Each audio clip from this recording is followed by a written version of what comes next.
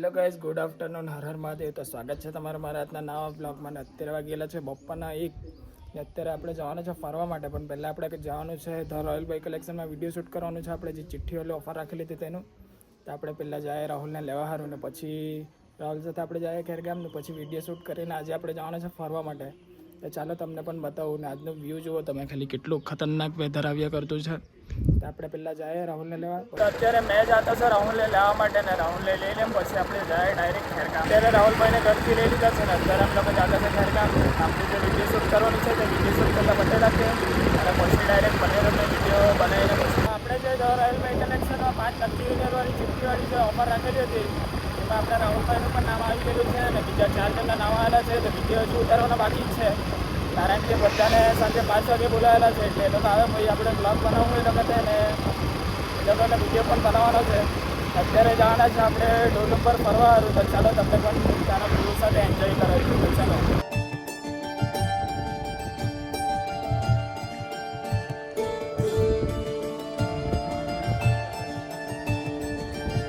આ છે ગરુડ ગુફાવાળો વોટરફોલવાળો ડુંગર. ને જોવો વ્યૂ તો જુઓ કેટલું જોરદાર આવ્યા કરતું છે. ને કાલે જ વરસાદ આવેલો એટલે એકદમ નેચરથી ભરાયેલો છે. ને સન બી જુઓ કેટલો મસ્ત આવ્યા કરતો છે. અત્યારે આપણે જવાના છે ત્યાં ઉપર, ને ઉપર જઈને તમને વ્યૂ બતાવે ત્યાંનું કેટલું જોરદાર વ્યૂ આવતું છે ત્યાં આજનું. અત્યારે અમે લોકો આવી ગયા છે અહીંયા ડુંગરના ઉપર ને અહીંયા રાહુલભાઈ અત્યારે ફૂલ તોડ્યા કરતા છે ફોટોગ્રાફી ને રીલ બનાવવા માટે. રાહુલભાઈ ફૂલ તોડવા લાગેલા છે ને આજે મસ્ત એકદમ વ્યૂ બતાવવા તમને. આજનું વેધર પણ એકદમ મસ્ત છે, એટલે મસ્ત લોકેશન છે આ. ને તમે લોકેશન નહીં જોઈ રહી તો કમેન્ટ કરજો, એટલે મેં તમને શેર કરી દેવા લોકેશન. ને ચાલો આપણે જાય હજુ અગાડી. જો ગાઈઝ, રાહુલભાઈ આટલા બધા ફૂલ તોડી લીધા છે. હવે આપણે ડાયરેક્ટ જાય વોટરફોલ જોવા માટે, ને તમને પણ બતાવીએ. ચાલો અત્યારે જો આટલા બધા ફૂલ તોડીને લાવ્યો છે રાહુલભાઈ. ને આપણે ફૂલ આજના ફોટા પણ પાડ્યા છે, કેમ કે મેં તે દિવસે પણ પાડેલા નહીં તે, એટલે આજે પાડી લે આપણે. અહીંયાનું ઉપરનું વ્યૂ જુઓ તમે, મસ્ત આવ્યા કરતું છે એકદમ. અહીંયાથી ગરુડ ગુફા જાય તે રસ્તો છે. અને અત્યારે જો ગાડી પણ બહુ બધી આવેલી છે, એટલે પબ્લિક પણ હશે. તો આપણે બી અગાડી જાય તો તમને પણ અહીંયાનું લોકેશન અને વ્યૂ બતાવીએ બધું. અત્યારે અમે લોકો અહીંયાથી ચાલતા જતા છે ને અહીંયાથી તો થોડુંક ચાલવાનું છે, 300 કે 400 મીટર જેવું ચાલવાનું છે. આવા પગ રસ્તો છે, અહીંયાથી ચાલતા જ જવા પડે આપણે અહીંયા નીચે જવા માટે. આપણે હમણાં નીચે જતા છે અત્યારે, ને આજે પબ્લિક પણ આવેલું છે.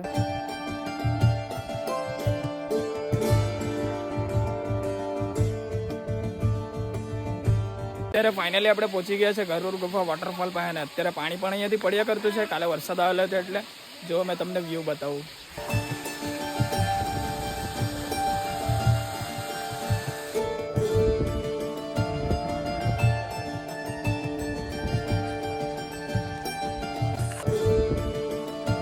અત્યારે આવી ગયા છે અમે લોકો નીચેથી ઉપર, કારણ કે નીચે ગરમી પણ બહુ લાગ્યા કરતી છે ને ઉપર હવા આવતી છે, એટલે લોકો ઉપર આવી ગયા છે.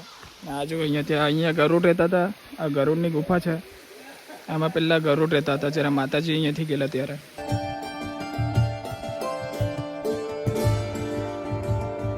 અત્યારે અમે લોકો જતા છે પાછા ઉપર, કારણ કે તમે જોઈ શકો અહીંયા આખું વેધર ચેન્જ થઈ ગયું છે ને અત્યારે બરાબર વરસાદ આવવાનો છે.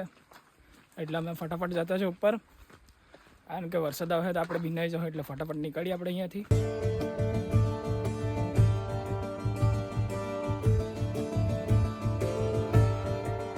અત્યારે અમે લોકો અહીંયાથી નીચે ઉતરતા છે ને અહીંયાનો રસ્તો પણ જોયો કેટલો ખરાબ છે, એટલે ધીરે ધીરે નીચે ઉતરવા પડે. જેટલું જલ્દી બને તેટલું આપણે જલ્દી ઘરે પહોંચવા પડે, કારણ કે વરસાદ બહુ જ નીકળેલો છે. ને ઘર બાજુ તો આવવા પણ લાગેલો છે, ફોન પણ આવી ગયેલો છે અમારા પાસે કે વરસાદ આવતો છે આ બાજુ. આપણે ફટાફટ જાય હવે ડાયરેક્ટ ઘરે. અડધા રસ્તામાં જ વરસાદ આવવાનો ચાલુ થઈ ગયો છે. આ જોઈ શકો તમે, જો છાંટા પડવાના ચાલુ થઈ ગયેલા છે. તમને ફોનમાં વધારે દેખાતું નહીં હોય, પણ બહુ જ જોરથી વરસાદ આવતો છે.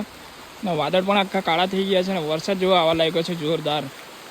આજે પણ હાલત ખરાબ થઈ જ જવાની છે આપણી. તો વરસાદના કારણે અમને કાકા હંતાવા પડતું છે. મેં અત્યારે અહીંયા ઝરણા નીચે હંતાયેલા છે, ને રાહુલભાઈ જોતી ત્યાં નીચે હંતાયેલા છે. તો વરસાદ ફૂલ આવવાનો ચાલુ થઈ ગયેલો છે, ને આજે પણ ભીનાવા જ પડે એવું લાગતું છે મને. પણ વરસાદ બંધ થઈ જાય તો સારું. જેમ વરસાદ બંધ થાય એટલે આપણે ફટાફટ ઘરે જવા સારું નીકળવા જ પડે.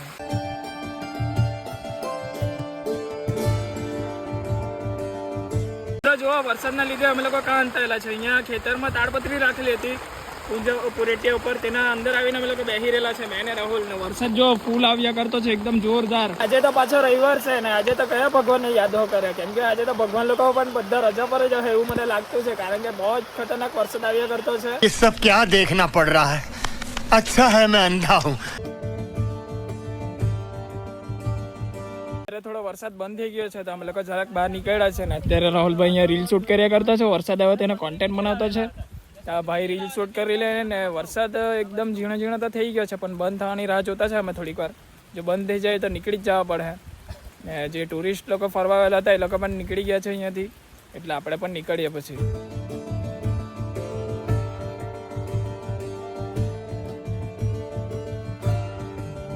વરસાદ બંધ જેમ થઈ ગયો છે પણ એકદમ જ બંધ તો નહીં થયો મતલબ ઝીણા ઝીણા સાંટા આવ્યા કરતા છે એટલે અમે લોકો નીકળતા છે અત્યારે ઘરે જવા. હારુભાઈ કહે કે આપણે રસ્તામાં ઊભી રહે લોકોનું ભાત પણ જો કેટલું બધું ખરાબ થઈ ગયેલું છે. આ જો અહીંયા પાણી પણ ભરાઈ ગયેલું છે આખો ખેતરમાં નુકસાન પણ બહુ થતું છે બધા ખેડૂત લોકોનું. તો બધા સાચવીને રાખજો જરાક ભાતને એવું કાપે તો તરત ભરી લેજો તડકો રહી ત્યાં સુધીમાં. નહીં તો વરસાદ આજકાલ બહુ આવ્યા કરતો છે. 2 તારીખ સુધીની આગાહી આપેલી છે પણ હવે જોઈએ ક્યાં સુધી આવતો છે. અત્યારે રાહુલભાઈ રીલ બનાવ્યા કરતા છે. રીલ બનાવી લેવા દેવો પછી આપણે અત્યારે રાહુલે મને ગાડી ચલાવવા આપી દીધી છે કારણ કે એને ઠંડી બહુ લાગતી છે ને હવે આપણે ઘરે પહોંચી જ જવાના છે. આજનો બ્લોગ આપણે અહીંયા એન્ડ કરીએ ને મળીએ એક નવા બ્લોગમાં. ને આ બ્લોગ તમને કેવો લાગ્યો રહી તો કમેન્ટ કરો ને લાઈક શેર સબસ્ક્રાઈબ કરવાનું ભૂલતા નહીં ને મળીએ નવા બ્લોગમાં.